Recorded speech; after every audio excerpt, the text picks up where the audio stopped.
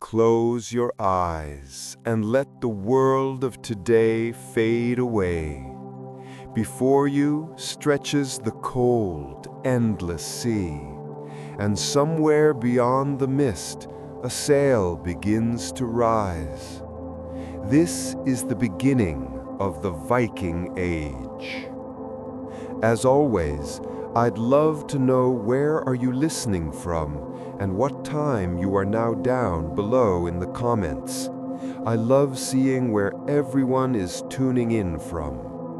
Whether you're settling in for the night or just curious about where these legends came from, I'm glad you're here. Don't forget to subscribe and share it to someone who loves it too. It was the year 793 AD when a storm unlike any other swept across the quiet shores of Lindisfarne, a holy island off the coast of England. Monks prayed in silence, candles flickered within ancient stone walls, and then from the horizon came the rhythmic sound of oars, the first Viking longships cutting through the dawn mist like shadows come alive. What came next would echo through centuries. The monastery burned, gold was taken, lives were changed. The world had witnessed something it would never forget. The Northmen had arrived. But who were they, truly?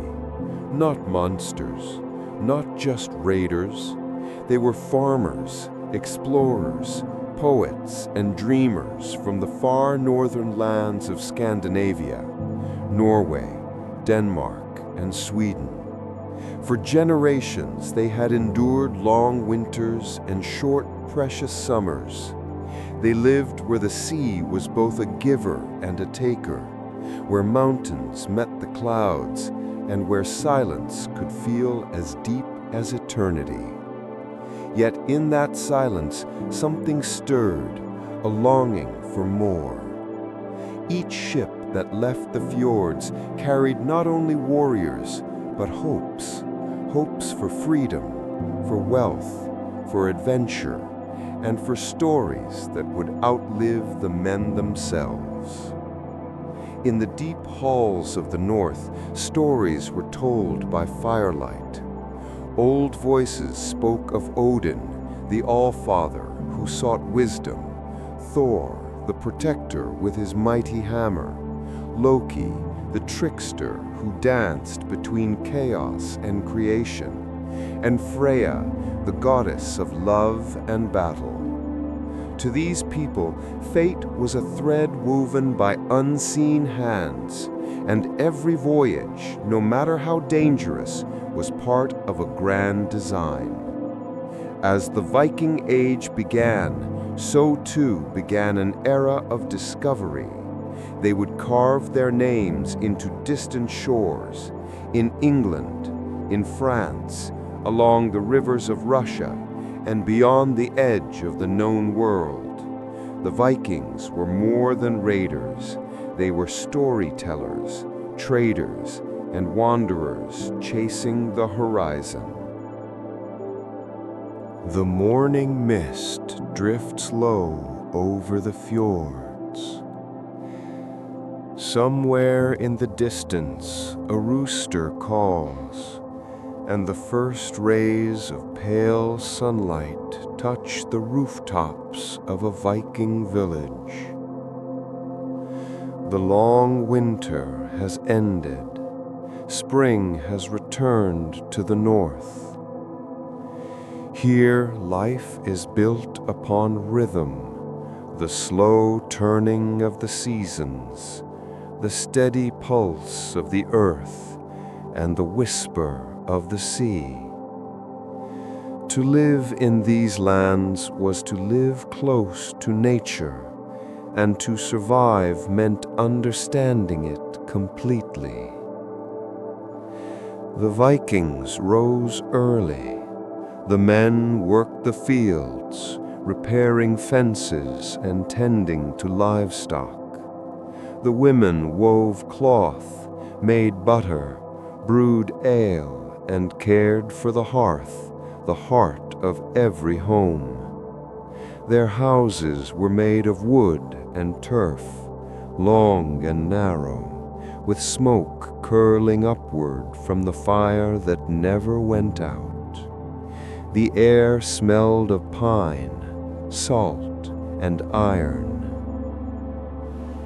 Children played in the grass, chasing one another between the wooden posts, their laughter mingling with the sound of waves. In time they would grow strong, to row, to hunt, and to sail. But for now they listened. They listened to the stories told by their elders, stories of gods, of giants, and of faraway lands waiting beyond the sea. Every season carried its own purpose. Spring meant planting, summer meant travel, trade, and raids. Autumn was for harvest and preparation, and winter, long, dark, and cold, was the season for storytelling. When snow blanketed the earth and the world grew silent, families gathered by the fire. Shadows danced on the walls as an old voice spoke. Once Odin hung from the great tree to gain wisdom, and Thor crossed the sky with thunder in his wake. The flickering light painted faces in gold and shadow. Outside, wolves howled through the night, but within the hall there was warmth, laughter, and song. For all their strength, the Vikings cherished moments of peace. Music was played on wooden flutes and lyres. Poems were recited to honor love and bravery. And when the northern lights shimmered across the heavens, they said it was the armor of the Valkyries, gleaming as they rode to choose the fallen for Valhalla. Life in the north was not easy. The winters were cruel, the seas unforgiving, and death was never far. Yet there was beauty in their endurance, in how they faced each day with courage, in how they found meaning in work, in family, and in faith. To be a Viking was not simply to fight, but to live fully, deeply, and without fear of what tomorrow may bring. For the North taught them a truth that still whispers through time, that strength is born not from conquest, but from resilience, from rising again no matter how many storms may come.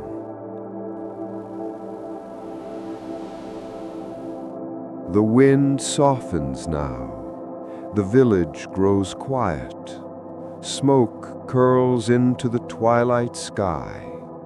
As the sea hums its endless song, the people of the north close their doors against the cold, their hearts warmed by firelight and by the stories that keep their spirits alive.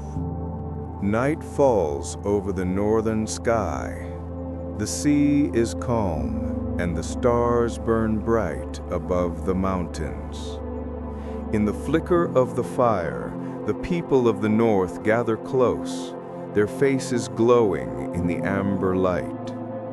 It is time for stories. Stories of gods, of giants, and of the endless struggle between chaos and order. The world, they say, began with nothing, only an empty void called Ginnungagap. To the north lay the realm of ice, Niflheim, and to the south burned the land of fire, Muspelheim. When ice met flame, The first being was born, Ymir, the great frost giant. From his melting form came rivers, mountains, and the first gods, the Aesir. And when Odin, chief among them, slew Ymir, the giant's blood became the seas, his bones the mountains, and his skull the sky itself. So the Norse believed that the world around them was alive, shaped by divine struggle and sacrifice. Every thunderstorm was the hammer of Thor crashing against giants. Every raven in the sky could be one of Odin's, Hugin and Munin, thought and memory, flying across the world to bring back secrets to their master. And every rainbow that arced across the heavens was Bifrost, the bridge that connected the world of men to Asgard, home of the gods. Odin was the All-Father, a seeker of wisdom, who gave his eye to drink from the well of knowledge. He hung for 9 days upon the world tree, Yggdrasil, pierced by his own spear in search of the runes, the sacred symbols of power and truth.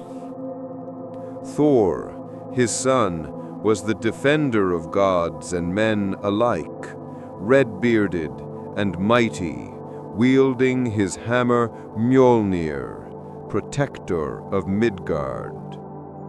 And then there was Loki, the trickster, clever and wild, whose laughter often led to chaos. He was neither fully good nor evil, but a mirror of mankind's restless spirit, unpredictable, brilliant, and dangerous. To the Vikings, these gods were not distant rulers, but companions in their struggles. They prayed to them for safe voyages, good harvests, and victory in battle. Before sailing, warriors raised their hands to Thor for protection. Mothers offered bread to Freyja for love and fertility. Faith was not found in temples alone, but in the wind, the waves, and the fire that kept them warm. And beyond all these worlds lay Valhalla, Odin's Hall of the Slain. There, the bravest warriors who fell in battle were said to feast and fight forever, preparing for the final day, Ragnarok, the end of all things, when the wolf Fenrir would break his chains, when the Midgard serpent would rise from the sea, and when even the gods themselves would face their last dawn. But the Norse did not fear that day. They knew that every end brings a new beginning. Even in the face of destiny, they stood proud, believing that courage could defy fate, if only for a moment. So the fire burns low, and the stars above shimmer like the eyes of the gods, watching over the sleeping world. The people whisper their prayers to Odin, to Thor, to Freyja, and to all those unseen powers that guide the turning of the world. The night is quiet, and the tide whispers softly against the rocks. In the distance, the gentle creak of wooden hulls echoes across the water. The Vikings, the seafarers of the north, are preparing to leave the shores of home once more. Their ships rest like sleeping dragons, ready to awaken with the dawn. The sea was not their enemy, but their companion. To the Norse, the ocean was a living path, wide, dangerous, but full of promise.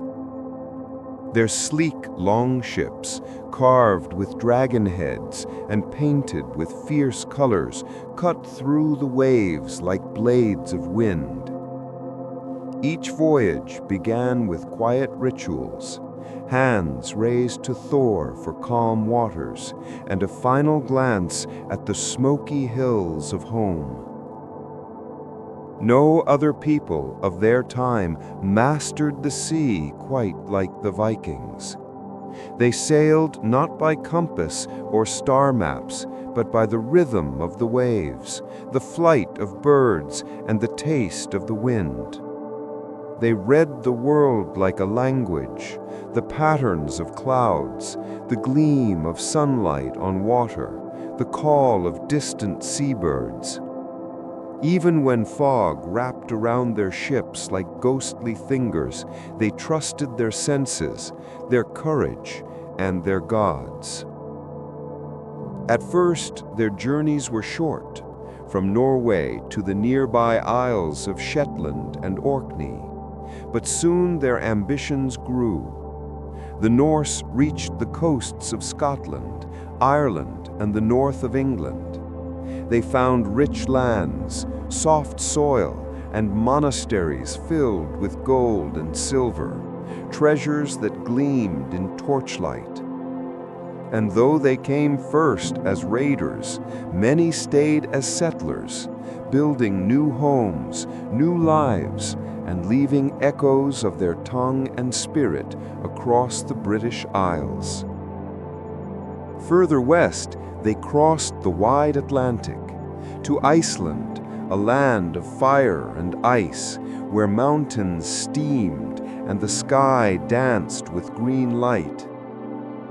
There they found new freedom, carving farms into the volcanic earth and raising families under the vast northern sky. From Iceland, some sailed even further, discovering Greenland, and beyond that, a mysterious land they called Vinland, believed to be the shores of North America. A place of forests and wild grapes, where the edge of the known world met dreams. To the east, others followed the rivers, gliding through the forests of what is now Russia and Ukraine. They traded with the Slavs, met the Greeks in Byzantium, and brought back silks, spices, and stories.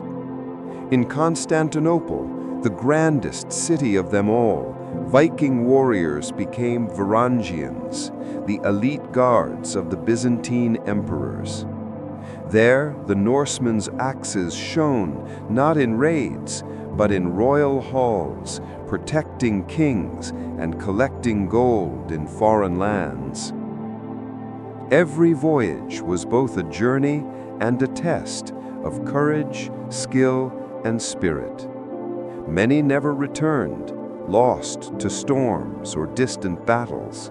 But those who did brought back not only treasures, but knowledge, new gods, new crafts, and tales that would shape the world to come. The Vikings were not just raiders, as history often whispers. They were explorers, traders, and storytellers, seekers of the horizon. Their sails carried them farther than any of their age, from the icy fjords of Norway to the golden deserts of the east. And in every place they touched, they left behind traces, words, art, and legends that still breathe in the lands of Europe today. Now the sea rests once more. The longships drift in the mist, anchored in silence. The stars above shimmer like a map to forgotten worlds. And somewhere, beyond the dark horizon, a new dawn waits, another voyage, another story. The morning mist rises over the quiet rivers of the east. No longer are the Vikings upon the wild ocean. Now their long ships glide through still waters, winding between green forests and silent villages. Here, far from the fjords of home, the air smells of pine and spice. The clang of oars against water replaces the roar of waves, and the songs of ravens are replaced by the soft hum of trade. This is a different kind of voyage, not of conquest, but of connection. The Norsemen who sailed these rivers were known as the Rus, men of the north who followed the waterways that linked the Baltic Sea to the Black Sea. They carried not just swords and axes, but furs, amber, iron, and slaves, trading them for silver, silk, and stories from lands where the sun burned warmer and the cities gleamed with gold. They drifted down the great rivers, the Dwina, the Volga, and the mighty Dnieper, passing through forests so vast they seemed endless. Along the banks, Slavic tribes watched them pass, strange men with fair hair and bright shields, their long ships carved with dragon heads. Sometimes they traded, sometimes they fought, but always the Norse moved onward, following the current that would carry them to the heart of the world. In time, they reached Novgorod, then Kiev, two cities that would rise under their influence. Here they built markets, forges, and halls, blending Norse ways with the Slavic world. The men of the Rus became lords and princes, their names echoing both north and east. From these lands would grow a new kingdom, the beginnings of what we now call Russia, a name born from the very word Rus. Beyond the rivers lay the fabled city of Constantinople, the heart of the Byzantine Empire, the shining jewel of the medieval world. When the Vikings first saw its marble walls and golden domes, they were said to be struck silent. Here, silk flowed like water, spices filled the air, and gold glimmered in the streets. To the Byzantines, these northern traders were fierce and loyal, so much so that they became part of the emperor's elite guard, known as the Varangian Guard. Sworn to protect the throne, these warriors stood beside emperors, their axes gleaming under the southern sun. From Byzantium, the Norse brought back treasures their homeland had never seen: fine jewelry, coins stamped with foreign kings, delicate glass, and shimmering fabrics. Yet among all their riches, one thing mattered most: silver. The silver coins of Arabia and Byzantium became the bloodline of Norse trade, scattered across Scandinavia like drops of moonlight. Even today, archaeologists still find these coins buried deep in the northern soil, silent proof of the vast reach of the Norse world. But trade was more than wealth. Through it, the Norse encountered new gods, new ideas, and new ways of life. Some left their faith in Odin and Thor, drawn instead to the strange cross of the Christians they met along their travels. Others returned home unchanged, but wiser, carrying stories of distant deserts and foreign kings to the halls of the north. As the sun fades over the riverbanks, the long ships drift in silence once more. Their cargo is heavy with silver and silk, their hearts full of wonder and memory.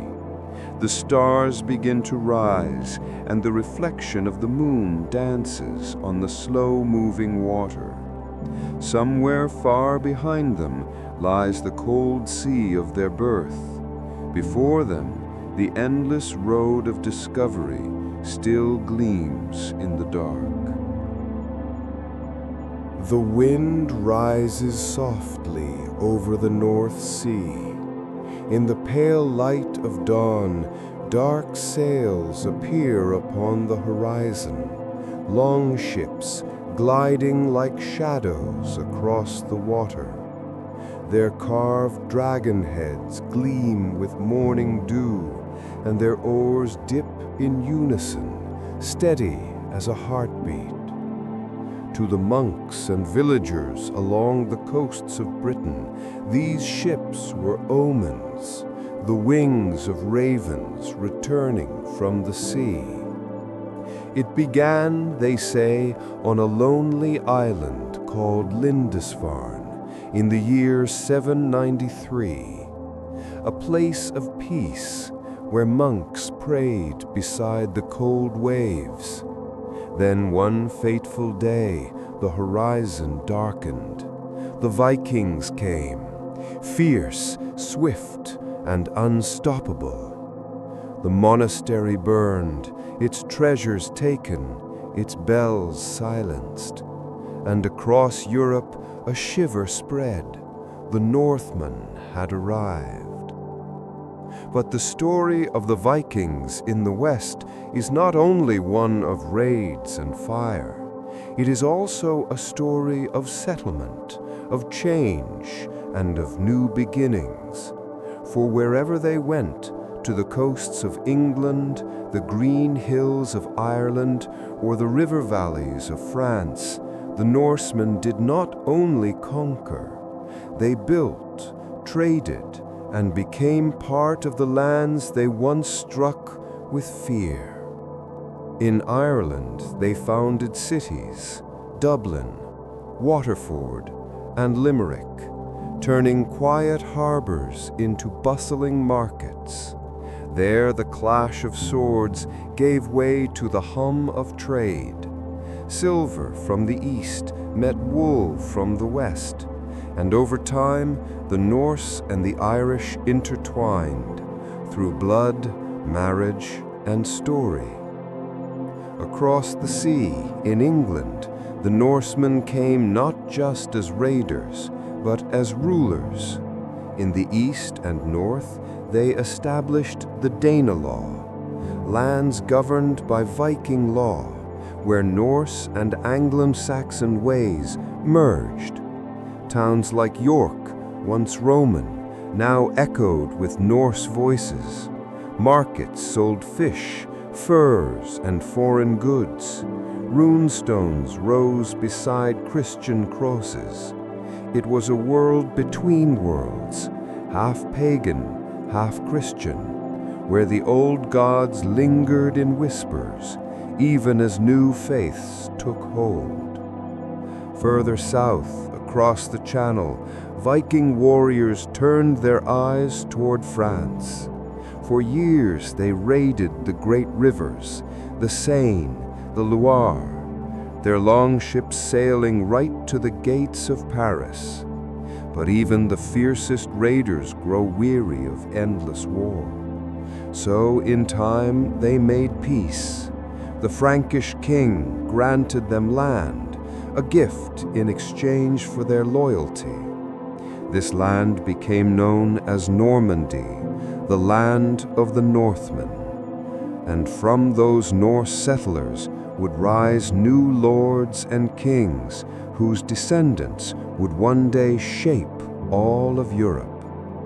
Among them was William of Normandy, a man of Viking blood who, generations later, would cross the sea to conquer England, forever binding the fates of the Norse and the British Isles. The Vikings of the West were no longer just raiders.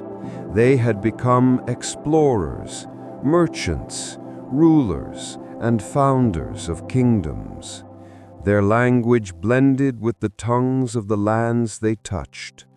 Their gods faded into legend, yet their spirit remained, proud, fearless, and restless. As night falls, the sea grows calm again. The fires on the shore burn low, and the voices of warriors fade into song.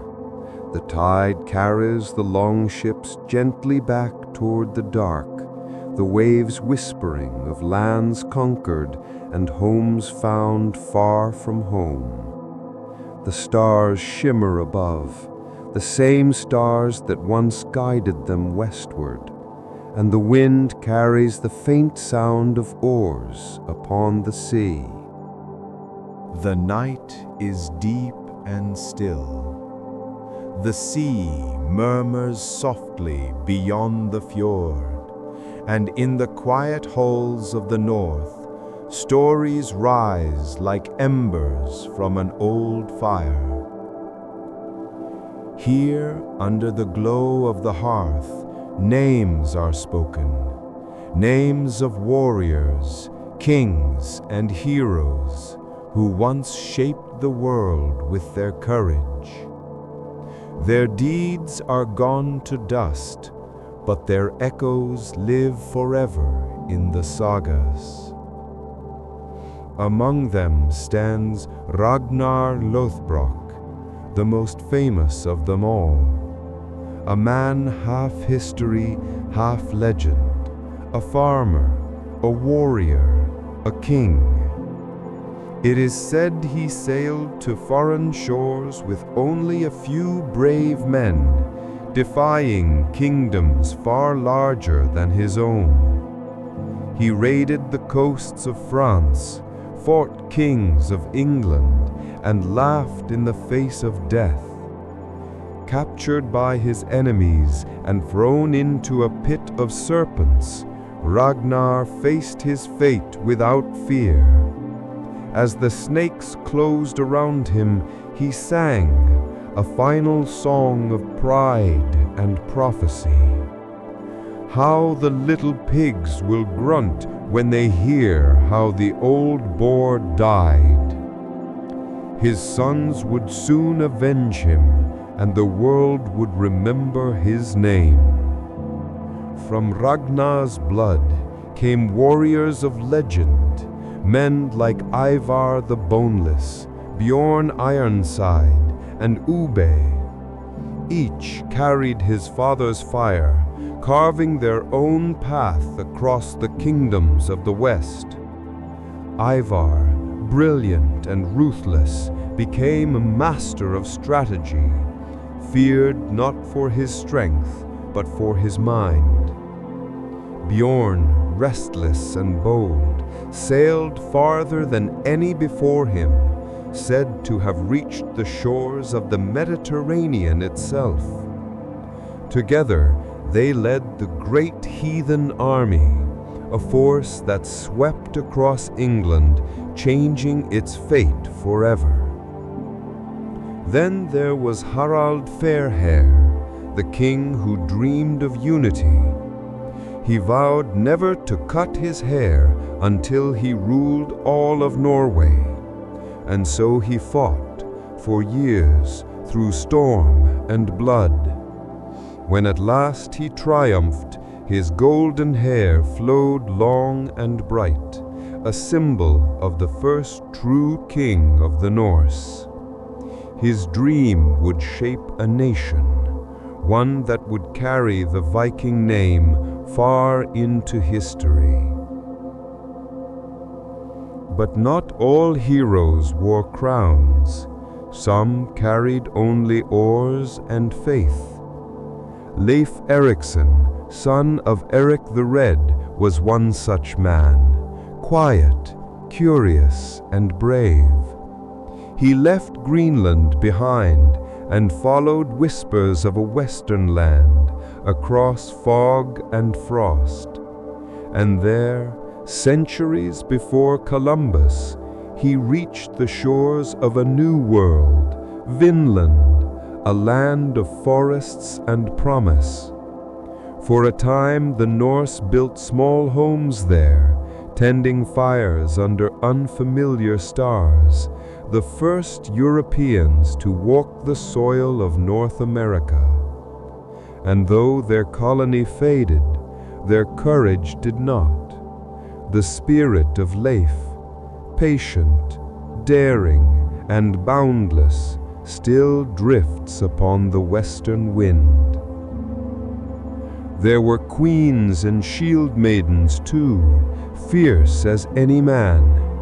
Lagertha, whose courage was said to outshine all her warriors. Freydis, Leif's sister, who fought with fire in her heart and steel in her hands. And Aud, the deep-minded, a noble woman who crossed oceans, founded settlements, and ruled with wisdom and grace. In the sagas, women were not only wives or mothers, they were leaders, explorers, and keepers of fate. These were the heroes of the North, dreamers, conquerors, seekers of glory and truth. Their world was harsh, but their hearts burned bright against the cold. Through storm, through sorrow, through endless night, they followed the call of destiny, and in doing so became immortal in story. Now the fire burns low. The sagas fall silent, their last words carried away by the wind. The stars shimmer above the fjords, reflected in the dark waters below.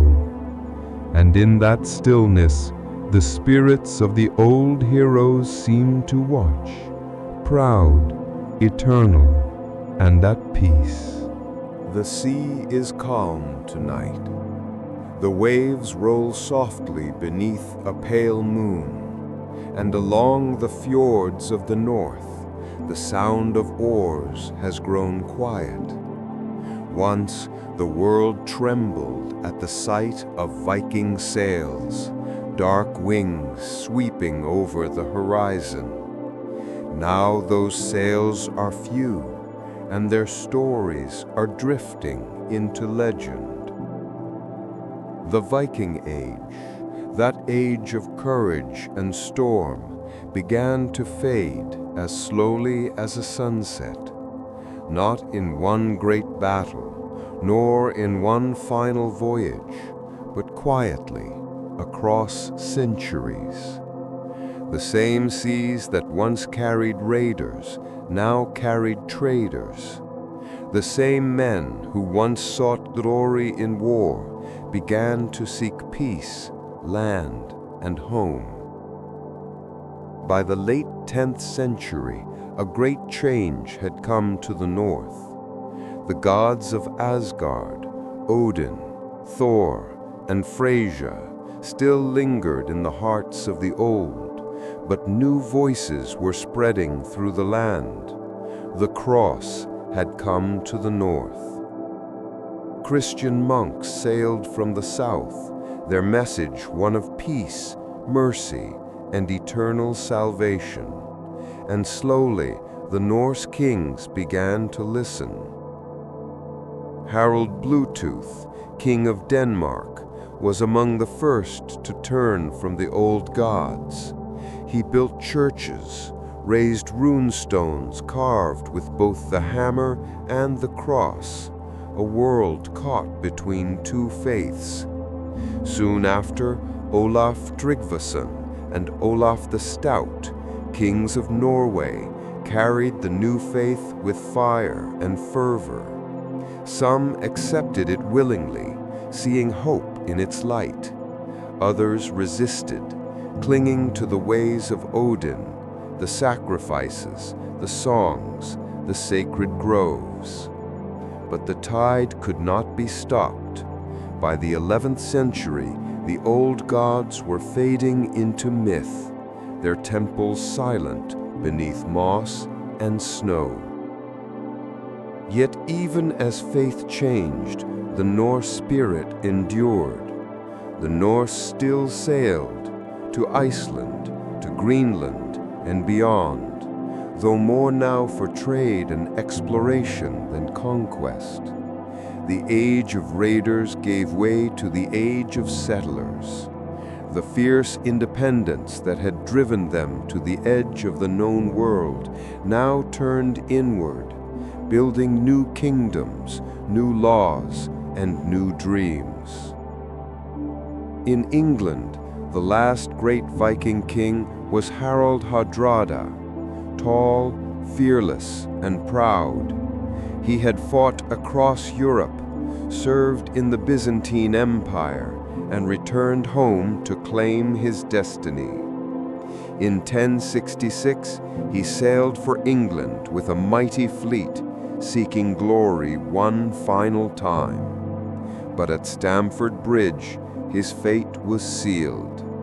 The battle was fierce, the day long, and there, under the autumn sun, Harald fell.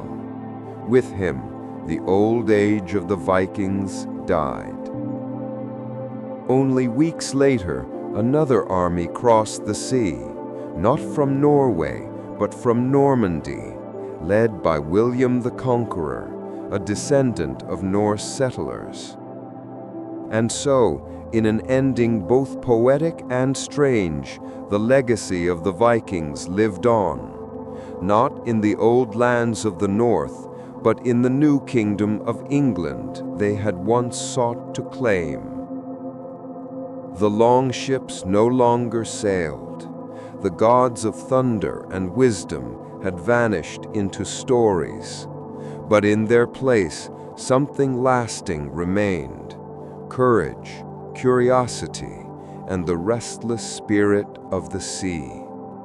The Norse had changed Europe forever.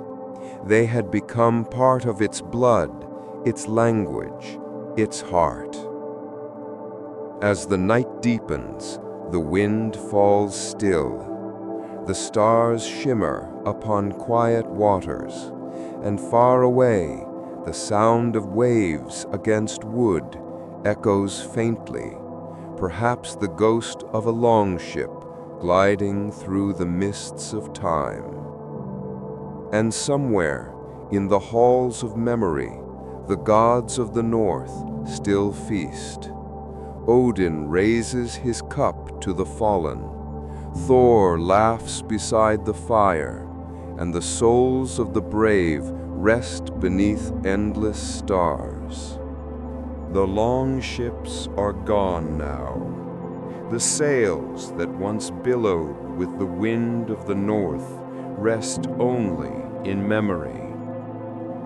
Yet though the oars no longer stir the sea, the mark of the Vikings remains, woven deeply into the fabric of the world. Their story did not end when their ships vanished beyond the horizon. It lived on, in the words we speak, in the names of our lands, in the courage that still stirs when the wind blows cold. The Viking Age may have faded into legend, but its legacy breathes quietly through time. Across Scandinavia, their descendants built kingdoms that endured. Denmark, Norway, and Sweden, nations born from the unity the early kings once dreamed of. The sagas that told of their deeds became the heartbeat of their history. Stories passed from tongue to tongue across centuries of firelight and frost. In England, the Norse left their mark in stone and speech. Many towns still carry their names, places ending in by or thorpe, reminders of those who once settled there. Words like sky, window, egg, and husband are gifts from their language, small traces of the Old Norse tongue living quietly in our everyday lives. In France, their legacy was the Duchy of Normandy, a land first granted to Viking settlers who became French nobles. From there came William the Conqueror, whose invasion of England in 1066 forever changed the course of Europe. The Viking blood flowed through kings and queens, through courts and empires, reshaping the destiny of nations long after the longships had fallen silent. To the far west, the Norse spirit sailed even farther than legend once dared. Leif Erikson's journey to Vinland, long before Columbus, proved that the Norse were not just warriors, they were explorers of the unknown. They reached across oceans, seeking not only gold and glory, but discovery itself.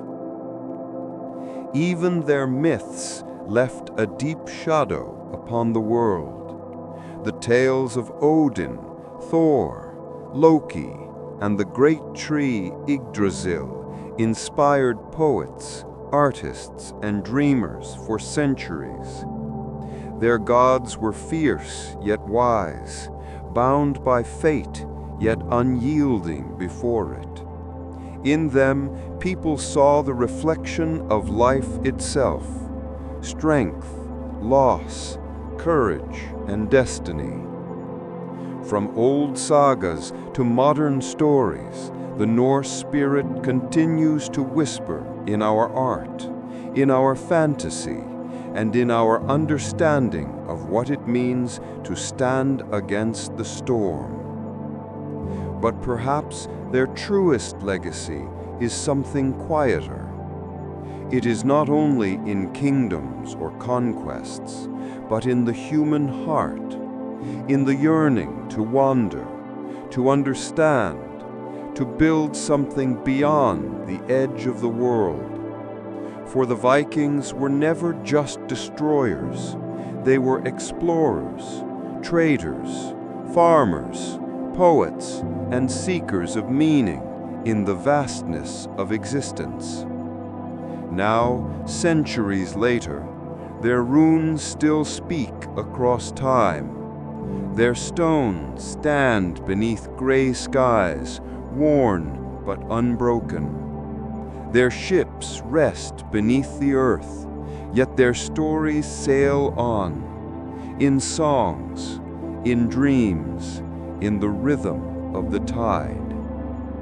As the night grows still, the wind carries a whisper from the north, a faint echo of oars on water, a voice calling across the ages, reminding us that even as empires fall, the spirit of those who dared never truly dies.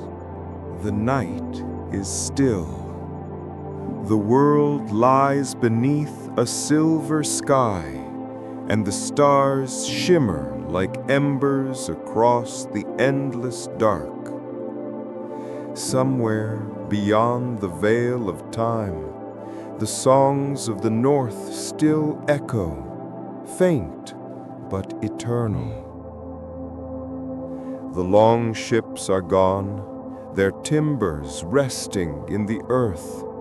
The swords are rusted, the shields buried deep beneath moss and soil. But the spirit of the Vikings, their courage, their wonder, their longing for the horizon, still lingers in the breath of the sea and the whisper of the wind.